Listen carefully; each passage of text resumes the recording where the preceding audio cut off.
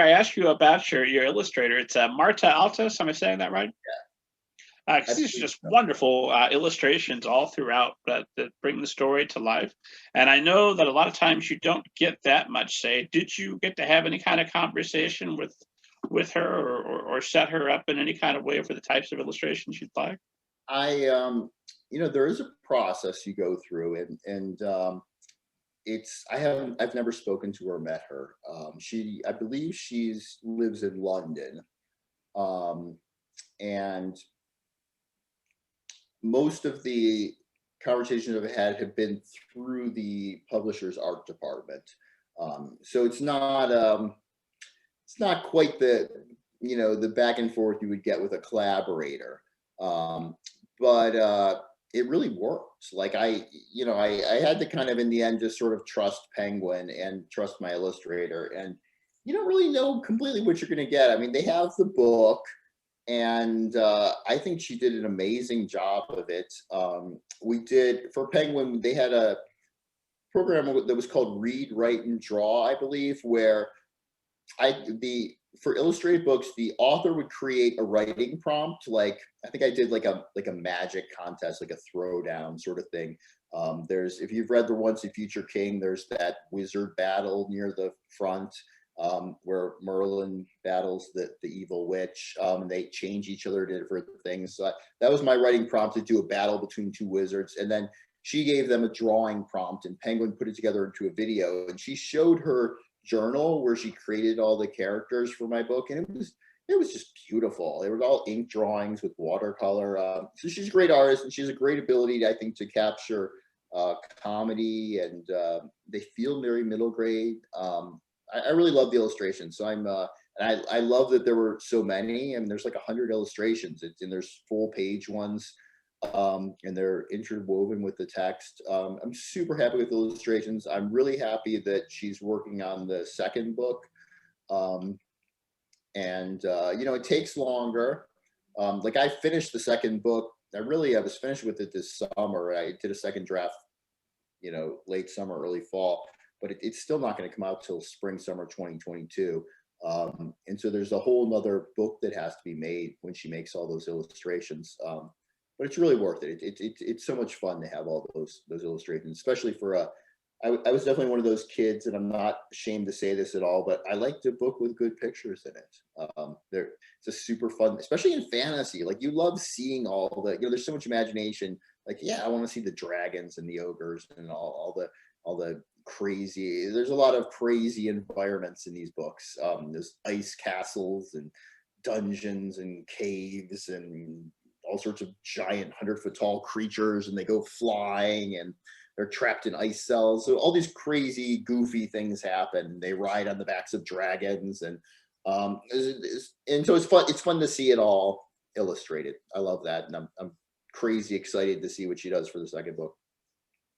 100% worth the wait. I don't usually comment because I know that you're the writer. You write the story, you craft the words, which that's why we're all here. But at the same time, this is an extremely well put together book. So anyone who's listening at Penguin, chef's kiss. What a wonderful book. The coloring around the edges of the Yeah, pages, the I black do is love just that. Yeah, fantastic. yeah, they really. Yeah, I was really pleased with that. Yeah, there's these for people who can't see it. There are ink stain, like it's. I really it went through a lot because the book is illustrated in that handwritten font that we see in a lot of journal books like Wimpy Kid, but that font is huge. Like if we were to set the book in Times Roman, that book would be 200 pages. But when you set it in the comic book font, it becomes like 300 pages. Like it's just the font just is huge when you write it on the page.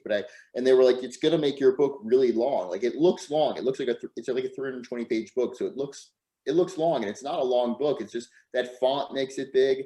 But it really gives it the look of being handwritten by a kid, which is what I wanted. And it has ink stains on it, yeah, and like darkened pages. Like I love that. Yeah, no, they did a great job. It's always, sometimes as an author, you have something in your head and the final product doesn't match it because, nobody can read our minds. So it usually doesn't match it. But in this one, I was like, well, that's what I wanted. That looks like a kid's kind of crazy, medieval journal, it's even got, there's like scratches on the cover and stuff. Like it's pretty, it looks like a kid made it. I love that.